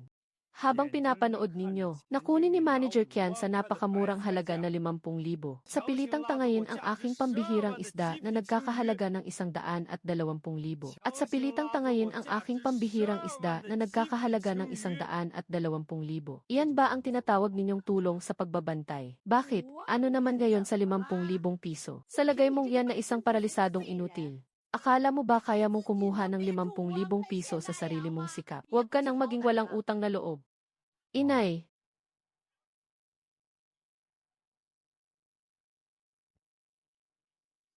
Noong sinamantala mo ang mahimbing kong tulog para nakawin sa ilalim ng aking unan ang black card na may 500,000 pisong bayad sa aking pagreretiro sa hukbo. Nakaramdam ka ba kahit kaunting pagsisisi? Iyon ang perang nakuha ko sa gitna ng digmaan. Dugo at pawis na ipinalit ko para sa lumpong binti kong ito. Hahaha, anong ninakaw ang sinasabi mo? Ako ang tunay mong ina. Likas at tama lang na kumuha ng pera ang ina sa sarili niyang anak. Malapit nang ikasal si Luziksuan. Ginamit ko ang perang iyon para ihanda ang 2,000,000 pisong paunang bayad para sa bahay nila. Bakit? Labag ba sa batas ang ginawa ko? Habang ako ay nasa gitna ng ulan ng bala sa zona ng digmaan sa Beijing at nakikipaglaban ng buong 5 taon, ano ang ginagawa ninyo? Nagtatago kayo sa komportableng buhay ninyo habang kinukwenta ang perang ipinalit ko sa aking buhay. Kung sapat na ba itong pambili ng bagong bahay? Kuya, napakasakit naman ng mga sinasabi mo. Hindi naman buong pera para sa bahay ay galing sa iyo. Kung goon, kaninong pangalan ang nakasulat sa titulo ng bahay? Makinig ka naman. Nakalipas na ang mga lumang isyong iyan, kalimutan na natin. Magkakapamilya pa rin tayo at mas matimbang ang dugo kaysa sa tubig. Pamilya, noong pinalayas ninyo ako sa bahay na ito at nanginginig akong natulog sa sirang kubo na pinapasukan ng malamig na hangin. Sino sa inyo ang nakaalala na pamilya ninyo ako? Habang kinakalagkad ko ang lumpo kong kanang binti at paisa-isa kong ipinaglalaban ang bawat sulok ng dulong pond gamit ang aking baril. Mayroon ba sa inyong nag-abot sa aking kahit isang basong tubig? Mayroon ba sa inyong nag-abot sa aking kahit isang basong tubig? Panginoon ko, idilat mo ang iyong mga mata at tingnan mo ito. Ang sarili kong anak na pinalaki ko sa hirap at sakit. Ngayon, para lang sa isang walang kwentang isda, ay gusto nang magputol ng ugnayan sa sarili niyang ina. Hindi ko na kayang mabuhay ng ganito. Mabuti pang mamatay na lang ako. Ikaw ang magpasya sa sarili mong buhay at kamatayan. Pero ngayon pa lang, binabalaan ko na kayo. Mula sa segundong ito, ang lawang itim na ito, ang bawat isda sa lawang ito. Sino mang mangahas na humipo kahit dulo ng daliri rito. Huwag ninyo akong sisihing mawalan ng awa. Ako ang inang nagsilang at nagpalaki sa iyo. Kailanman ay walang magulang na nagkamali sa kanilang anak. Kahit maging gaano ka pakalakas at kapangyarihan, hindi mo pa rin matatakasan ang tungkulin mo bilang anak. Tungkulin bilang anak, noong tinagay mo ang 500,000 pisong pondo ko sa pagretiro. Nagtiis ako at pinalampas ko iyon. Noong itinaboy mo ako palabas ng bahay na parang aso, nilunok ko rin ang galit ko. At ngayon, ang huling kabuhayan na inaasahan ko para mabuhay, ay gusto ninyo pa ring sapilitang agawin, para lang ibigay kay Luziksuan. Ito ba ang sinasabi mong, mapagmahal na puso ng isang ina? Puso ng ina. Wala kang utang na loob, napakasama ng puso mo. Kung alam ko lang na magiging ganito ka, sana pinalaglag na lang kita habang pinapasan kita sa aking sinapupunan ng 10 buwan. 3 beses mo nang inarte ang parehong linyang iyan. Pagkatapos ng unang beses, nawala na parang bula ang 500,000 pisong pampasagip buhay ko. Pagkatapos ng pangalawang beses, nawalan ako ng tirahang masisilungan. Ngayong araw, sa pangatlong pagkakataon, ano na naman ang gusto mong makuha sa akin, kuya? Hindi ka ba pwedeng magparaya kahit kaunti? Kailangan mo ba talagang guluhin ang pamilyang ito at maghasik ng kaguluhan bago ka tuluyang makontento? Magparaya, ang salitang yan ang umapi sa akin ng mahigit 20 taon. Sa tuwing nagpaparaya ako, puro sugat at sakit lang ang natatamo ko. Ngayong araw, hindi na ako aatras kahit isang hakbang. Luting Chuan, akala mo ba ngayon ay wala nang makakapigil sa iyo? Sa tingin mo ba talaga ay wala nang makatatalo sa iyo ngayon, ha? CJ, gusto ko ngang itanong sa iyo, kanino ba nanggaling ang buhay mo na yan? Nay, gasgas na ang drama mong yan gamit ang konsensya. Mag-isip ka naman ng bagong pakulo. Pinakain at binihisan kita ng mahigit 20 taon. Ipinagpalit mo sa 500,000 ang pilay mong binti. Ginamit ko lang naman yon para may pang-down down payment ang sarili mong kapatid. Pamilya pa rin naman natin ang nakinabang, parang inilipat lang mula sa isang kamay papunta sa kabila. Bakit kailangan mo pang ipagdamot yan? Ang sinasabi mong kabilang kamay na yan. Ang naging kapalit ay ang kalusugan ko na hindi ko na mababawi kailanman. Kompensasyon naman ng gobyerno iyang nakuha mo sa binti mo. At hindi naman kita pinilit na sumabak sa gyera para masabugan ng kanyon. CJ, kalimutan na natin ang tungkol sa 500,000 na iyon. Iabot mo sa akin ang kontrata sa Heshwitan. Anong kontrata? Natatakot lang naman akong mawala mo iyon. Kaya itinago ko lang para sa kabutihan mo. Itinago para sa kabutihan ko. Itinago ba ka mo sa loob ng briefcase ng dating manager? Para lang sa 20,000 pisong maruming suhol. Ipinagbili mo ng napakamura ang mga primera klaseng isda ko na nagkakahalaga ng 120,000 piso dahil ayaw mong ibigay ang kontrata. Magkita na lang tayo sa korte. Nasa akin ang opisyal na dokumento at selyo ng barangay. Trespassing at pagnanakaw. Isama mo pa ang panggigipit sa negosyo. Pumili na lang kayo kung anong kaso ang gusto ninyong harapin. Looting Chuan. Talagang ipinagtatabuyan mo ang sarili mong ina sa kamatayan. Kapag hindi mo inilipat ang Heshwitan sa kapatid mo, ngayon din ay tatalo na ko riyan. Magpapakalunod ako para makita ng buong barangay at mga kalapit-bayan kung paano mo pinatay sa gipit ang sarili mong ina. Ayoko nang mabuhay. Nagpalaki ako ng walang utang na loob. Kahit ang palaisdaan, ayaw mong ibahagi sa sarili mong kapatid. Ano pang silbi ng pananatili ko rito sa mundo para lang magdusa ng ganito? Parurusahan ka rin ng langit. Ang pinakamalalim na bahagi riyan ay 1 metro at 20 sentimetro lang. Hanggang dibdib mo lang ang tubig, hindi ka mamamatay riyan. Pero sa putikan sa ilalim niyan, may natitira pang 30 hanggang 40 linta noong huli naming nilinis yan. Kapag tumayo ka lang ng walang galaw ng higit sa 2 minuto, gagapang sila paakyat sa binti mo hanggang sa mapuno ang buong katawan mo. Kung gusto mong tumalon, bilisan mo na, Nay. Dali, umahon ka riyan, puno ng mga linta ang tubig. Bilis, umahon ka na. Nagwawala at nanggugulo si Zhao Jinhua sa gilid ng lawa ng Heshui, kaya naantala ng kalahating oras ang pagpapakain. Ang bayad sa naantalang trabaho ay 500 yuan, at may kapal ka pa ng mukhang hingan ako ng pera. Sinira niyo pa ang pilapil sa tabi ng lawa dahil sa pagtapak-tapak ninyo. Ibubukod ko ang singil para sa pagpapakumpuni niyan. Tara na, magpakain na tayo ng mga isda. Dahan-dahan lang ang galaw. Sugat-sugat na ang balat mo dahil sa mahigpit na lubid. Tiisin mo muna, magpakatatag ka. Kapag hindi natin ito nilinis, mamamaga ito bukas. Kasalanan ko to.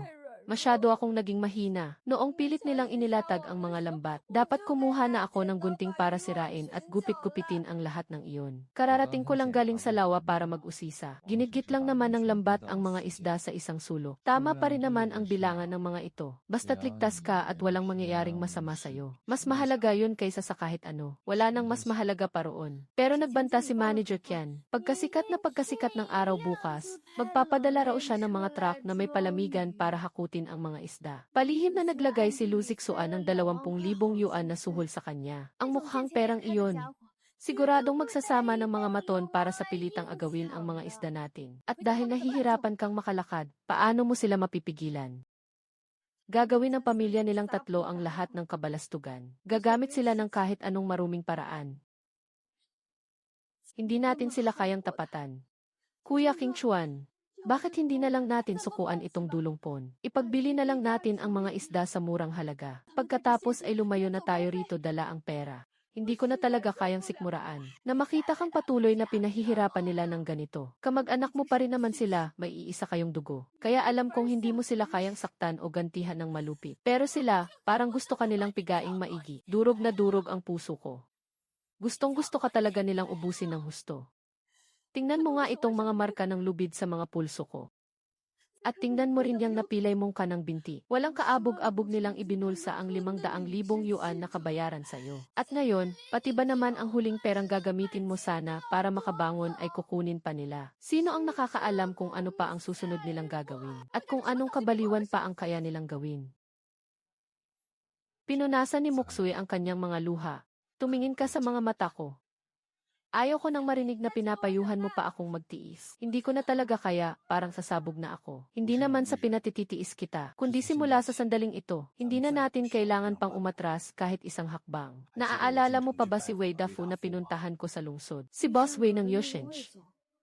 Di ba sabi niya kailangan pa niyang suriin ang merkado? Di ba sabi niya kailangan pa niyang suriin ang merkado? Nakuha na niya ang eksklusibong supply para sa 3 pinakasikat na hotel. At sa kasunduan, ang mga black carp mula sa Heshihu natin. Ang siyang tanging itinalagang eksklusibong sangkap. Ang buong 3 milyong paunang bayad, ngayong hapon, ay pumasok na sa mismong account ko. Kahit ganoon, ano naman ngayon, walang kaalam-alam sina Luziksuan tungkol dito. Siguradong magdadala pa rin sila ng mga tao bukas para manggulo. Ang pagharang sa kabuhayan ng iba ay parang pagpatay na rin sa kanilang mga magulang. Mas takot pa si Boss Wei ngayon kaysa sa atin na magkaproblema ang mga panindang ito. Kaya bukas ng umaga, siya mismo ang mangunguna rito. Kasama pa ang isang mahusay na grupo ng mga abogado. Inisip talaga ni Luziksuan na ang ninakaw niyang basurang papel ay magsisilbing pananggan sa kapahamakan kapag dumating na ang mga abogado bukas. Ang papel na yan ang mismong magiging matibay na ebidensya para mabulok siya sa kulungan. Ang papel na yan ang mismong magiging matibay na ebidensya para mabulok siya sa kulungan. Iligal na pagkulong, pagnanakaw ng sikreto sa negosyo, panggugulo sa produksyon at operasyon. Tuturuan siya ng mga abogado ng matinding leksyon. Noong pabalik ka palang galing sa lungsod, naiplano mo na pala ang lahat ng ito. Noong tumawag ka sa akin para humingi ng tulong. Prente lang akong nakaupo sa opisina ni Wei Dafu habang umiinom ng tsa. Maksu. Sa pagkakataong ito, hindi na natin kailangang lumaban ng mag-isa. Ang 500 pisong danyos dahil sa panggugulo ni Zhao Jinhua at si Luziksuan, pati na ang pinsala mula sa pilit niyang paghahagis ng lambat na nagpatakot sa mga isda. Lahat ng yan ay hahayaan nating ayusin at singilin ng mga abogado. At ang hihingin nating kabayaran para sa danyos moral, ay siguradong kukunin natin ng malaki mula sa kanila. Kahit 1 sentimo, wag nilang asahang matatakasan nila yan. Kapag humupa na ang gulong ito, sasamahan kita sa pinakamagandang mall sa lungsod para pumili ng bagong sapatos. Ang unang hakbang muna ay dapat hawak natin ang desisyon ng korte para pumunta sa bangko at magbukas ng isang safety deposit box na sa ating 2 lamang nakapangalan. Ang pagbili ng sapatos ay pangalawa na lang muna sa listahan natin. Bukas, oras na para tuluyan silang singilin sa lahat ng atraso nila. Oras na para tuluyan silang singilin sa lahat ng atraso nila.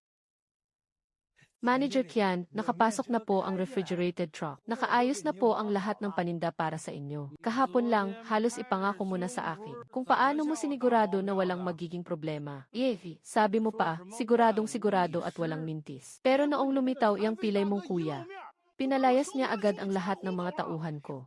Nagmamatigas lang po ang isang iyon, huwag kayong mag-alala. Ngayong araw, magtiwala po kayo sa akin at ipanatag ang inyong loob. Tinawag ko na ang lahat ng malalakas na kabataan sa nayon para rumesba. Manager Kian, huwag niyo na po sanang dibdibin ang nangyaring hindi pagkakaunawaan kahapon. Ngayong araw, ang buong pamilya namin ay narito para magbantay. Sinumang mga has na humarang sa sasakyan ninyo, ay kinakalaban ang buong pamilya Lu. Nagbili na si Ziksuan namin na sa susunod, ang lahat ng pinakamagagandang produkto mula sa dulungtan ay makukuha ninyo sa isang sabi nyo lang. Kayo po ang buhay na Diyos ng kayamanan ng pamilya Lu. Huwag mo akong daanin sa mga pambobola mo. Kapag ang kuya mo ay nangahas na namang sumingit at sirain ang mga plano ko. Huwag mo akong sisisihin kung magbago ang pakikitungo ko sa inyo. Huwag mo akong sisisihin kung magbago ang pakikitungo ko sa inyo. Hawak ko ang kapangyarihan sa pagbili sa Yusheng sa loob ng 8 taon. Ang buong kalakalan ng mga pagkaing dagat dito sa bayan ng Qingyun. Sino ba ang hindi sumusunod at sumasamba sa akin? Napakalakas niyo talaga, Manager Kian. Ang kuya ko naman ay isa lang pilay na retiradong sundalo. Ano ba ang kaya niyang gawin laban sa inyo? Kung talagang magmamatigas pa rin siya at tatanggi sa kabutihan ninyo, maaari niyo pong hilingin kay Pangulong Wei na tuluyan siyang aiban para masiguro na habang buhay dito sa bayan ng Qingyun ay wala siyang maibebentang kahit isang pirasong isda man lang. Matandang Sun, simulan niyo na ang trabaho kasama ang mga kasamahan mo. Hoy Lu, pinapayuhan kitang buksan mo ng mabuti ang mga mata mo. Huwag mong harangan ang daan ng lahat patungo sa kayamanan. Ngayong araw, hindi mo mapoprotektahan ang lambat ng isda na to. Nasa likod ko si Boss Wei ng Yushan Pavilion para sumuporta sa akin. Isang ubo lang niya. Mawawalan ka na ng tuluyan ng pagkakakitaan dito sa bayan ng Qingyun. Sigurado ka bang gagamitin mo ang pangalan ni Wei Dafu para gipitin ako? O bakit, ano ngayon? Ngayong natatakot ka na, ang lahat ng isda sa buong lawang ito ay pinakyaw na lahat ni Wei Dafu. Ang 3 milyong pisong deposito ay pumasok na sa account ko kahapon ng hapon.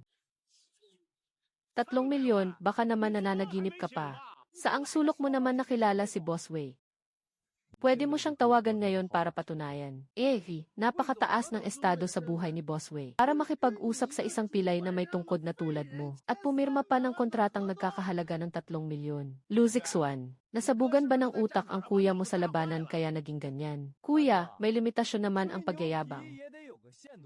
Ang isang taong tulad ni Boss Wei na nasa rurok ng tagumpay. Paano ka naman yan titingnan ng diretsyo?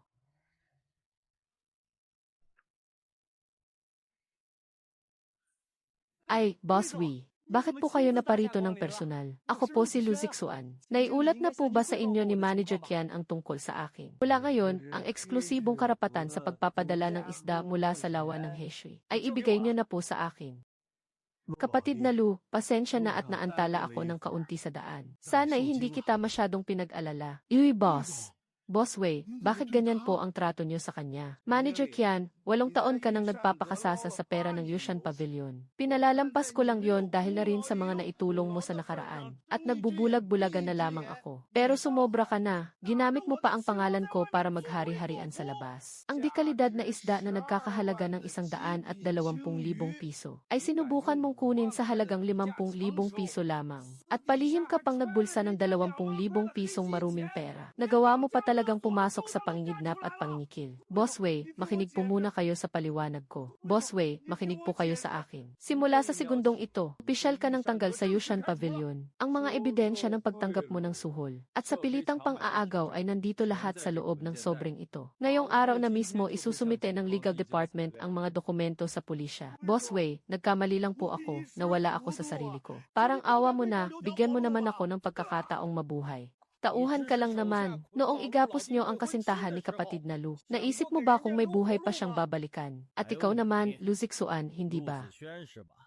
Lihim mong ninakaw ang kontrata sa negosyo at sinuhulan ang mga empleyado ko. Nakipagsabuatan ka sa iba para agawin sa sarili mong kuya ang kanyang negosyo.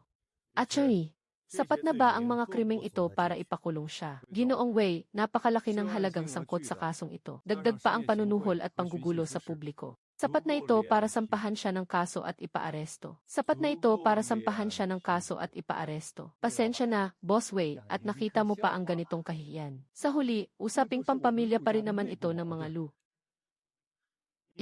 Don Lu. Wala akong karapatang makialam sa usaping pamilya ninyo. Pero si kapatid na Lu ay isang bayaning nagbuwis ng dugo para sa bansa. Ang kanyang Heshui Lake, pati ang kanyang kontrata sa supply. Kapag may naglakas loob na ginalaw iyon, ay para na rin kinalaban ako, si Wei. Panganay, huwag mong isiping dahil lang nakahanap ka ng malaking boss na masasandalan. Kaya mo nang baligtarin ang mundo. Ang kontratang ito para sa Heshui Lake. Noon pa man ay ginamitan ng DC ko, ni Ludakiang, para irehistro sa konseho ng nayon. At may selyo pa ng sarili kong pirma. Galing ka sa sarili kong binhi. Kaya ang lupang binungkal mo ay nakarehistro pa rin sa ilalim ng pangalan ko. Ganyan ang batas ng kalikasan na dapat mong sundin. Kahit gaano pa kalaki ang negosyo ni Boss Wei, mas mataas ba siya sa batas ng bansa natin? Mas mataas ba siya sa respeto sa sarili mong ama at pamilya? Mas mataas ba siya sa respeto sa sarili mong ama at pamilya? Boss Wei, kung ang titulo at pagmamay-ari ng lupa ay nakarehistro nga sa ilalim ng pangalan ni Ludakiang, may tuturing po itong hidwaan sa ari-arian ng pamilya. Bilang ikatlong panig, mahihirapan po tayong makialam ng pilit sa usapin nila. Hahaha, narinig nyo yan, naintindihan nyo na ba? Panganay, bilang ama mo, ayaw ko rin namang gipitin ka ng husto. Ngayon, bibigyan kita ng 2 pagpipilian, pumili ka na lang. Unang pagpipilian, isuko mo kay Siksuan ang pamamahala sa lawa at umuwi ka sa lumang bahay para tahimik na alagaan ang lumpo mong binti. Pangalawang pagpipilian, maaari mo pa ring pamahalaan ang lawa. Pero sa susunod, kailangang ibigay mo ang kalahati ng kita sa pagbebenta ng isda para sa paghahanda sa kasal ng kapatid mo. Kapag nakapag-asawa na at may sarili ng kabuhayan si Siksuan, saka palang magiging buo at masaya ang pamilya natin. Hahaha, tama ang sinabi ng tatay mo. Kahit ano nang mangyari, magkadugo pa rin kayo. Dapat lang na magtulungan ang magkakapamilya. Kuya, sinabi na iyan ni tatay ng malinaw. Dapat naman ay magsalita ka. Tay, isang tanong lang ang itatanong ko sa inyo. Noong 5 taon na binuwis ko ang buhay ko sa labanan sa Beijing, nagpadala ba kayo sa kampo ko ng kahit kapirasong sulat mula sa pamilya? Noong araw na mabaril at mawasak ng shrapnel ang kanang binti ko, tumawag sa bahay ang opisyal ng kampo. Kayo ang sumagot sa telepono, Tay. Ano nang isinagot niyo noon?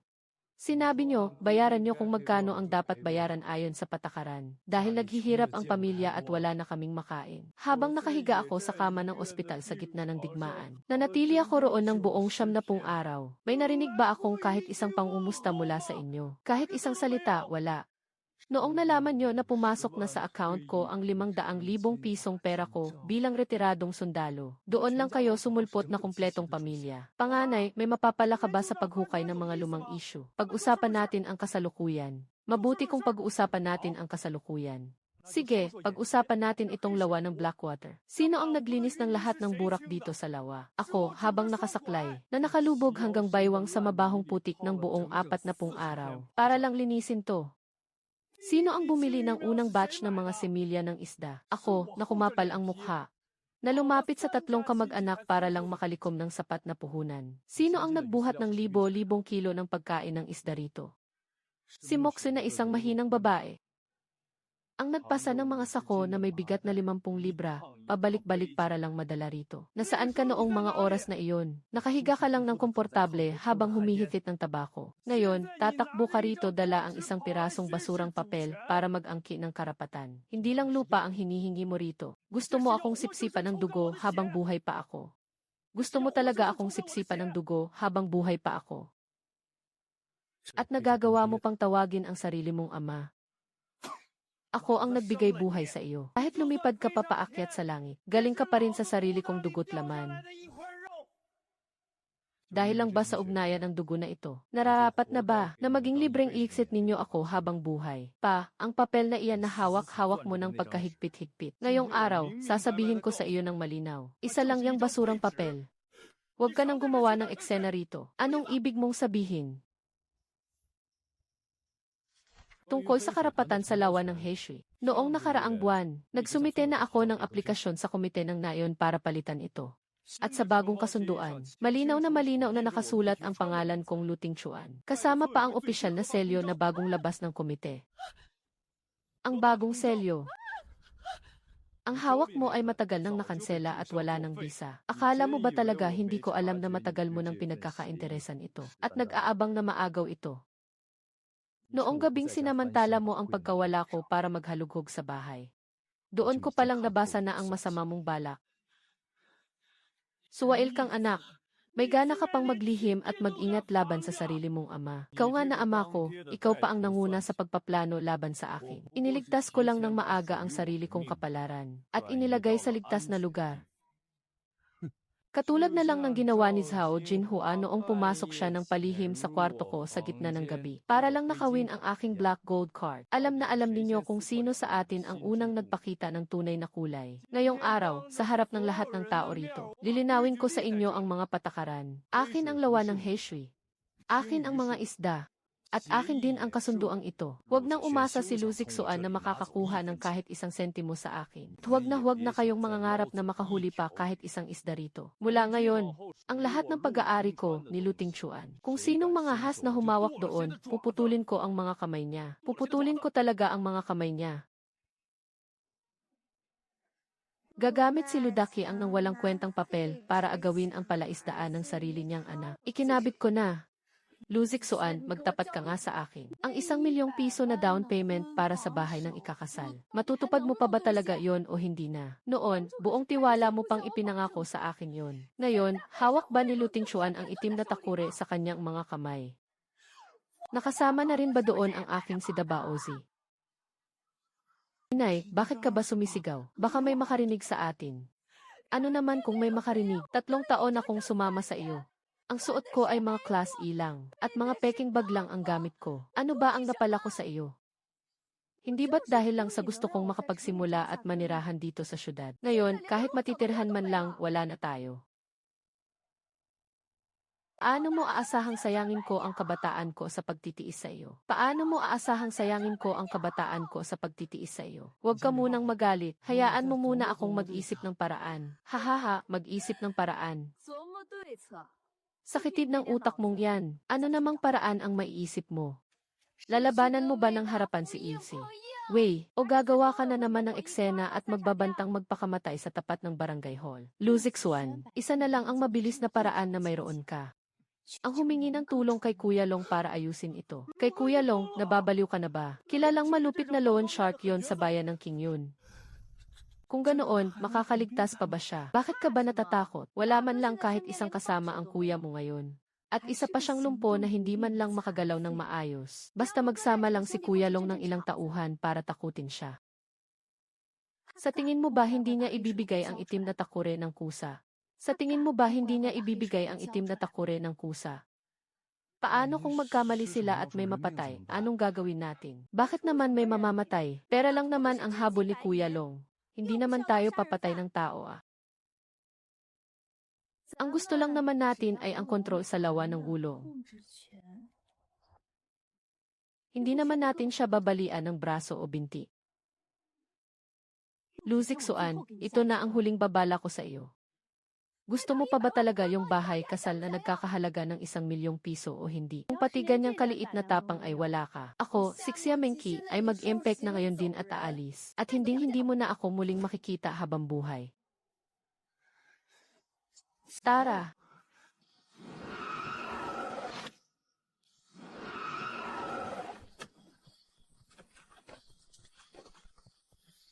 Kuya Long, dito po yon. Nasa loob yung pilay na yon. Basta't mapilit niyo siyang pumirma sa kontrata ng lawa ng Heshi at maglagay ng tatak ng daliri niya doon. Mapapasa atin na ang lahat ng di kalidad na karpa sa buong lawang ito. Kapag nagtagumpay tayo, bibigyan ko kayo ng 500,000 piso bilang utang na loob. Sundalo! Sa tingin mo ba karapat dapat siyang gumastos ka ng 500,000 piso para lang kumilos ako? Zhao Zixuan. Mukhang paurong na yata ang takbo ng buhay mo. Mga bata, sipain niyo ang pintong iyan.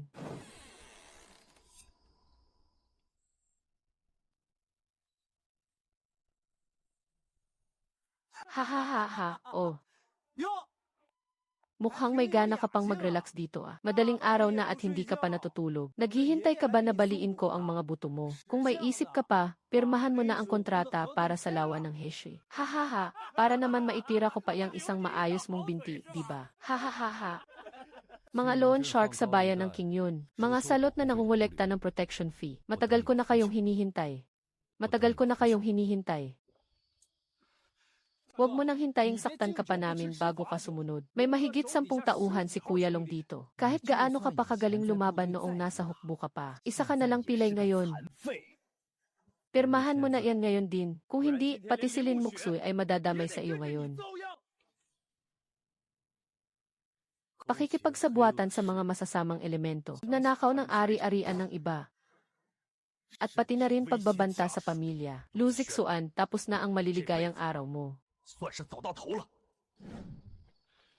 Lu Tingchuan, walang kwentang pilay, haharapin mo na ang kamatayan mo pero mayabang ka pa rin. Baliin niyo ang mga buto niyan.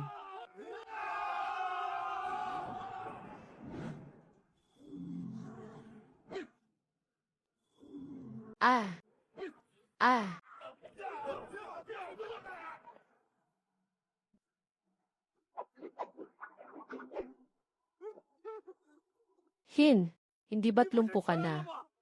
Anong klaseng halimaw ka ba talaga? Ako ang instructor ng Special Forces sa Beijing Combat Zone. Sa tingin niyo ba, para patumbahin ang mga hamak na basag ulong katulad ninyo, ay kailangan ko pang gamitin ang 2 paa ko?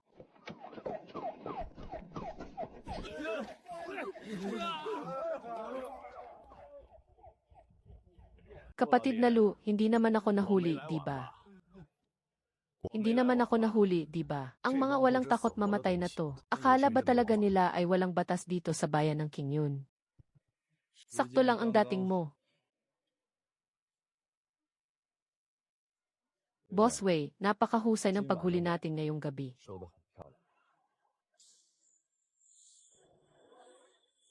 Ha ha ha ha.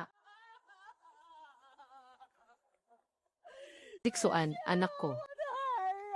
Mga mamang pulis, maling tao po ang hinuli ninyo. Walang kasalanan ang anak ko, napagbintangan lang siya. Si Lu Zixuan ay pinaghihinalaang nag-organisa at namuno sa isang sindikato ng krimen. Nanloob sa mga tahanan at nangingikil. May sapat at matibay kaming ebidensya laban sa kanya. Bilang pamilya niya, mabuti pang pag-isipan ninyo kung paano ninyo pinalaki ang inyong anak. Bilang pamilya niya, mabuti pang pag-isipan ninyo kung paano ninyo pinalaki ang inyong anak.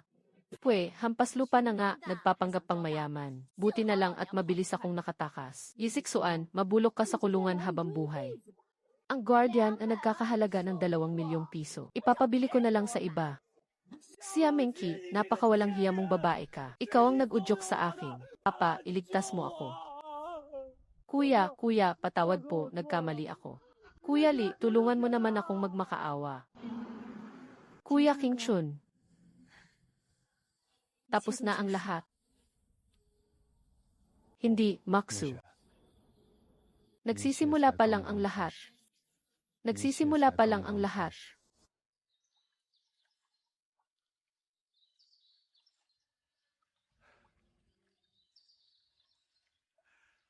Mga kanayon, ngayong taon ay sasama tayo kay Pingchuan. Pambihirang karpa mula sa lawa ng Heshui ay hindi lamang eksklusibong inihahain sa mga maharlikang kainan sa buong bansa. Nakarating pa nga ito hanggang sa ibayong dagat. Ngayong araw, ipapamahagi na natin ang ating mga bahagi sa kita para sa katapusan ng taon. Bawat tahanan ay may bahagi.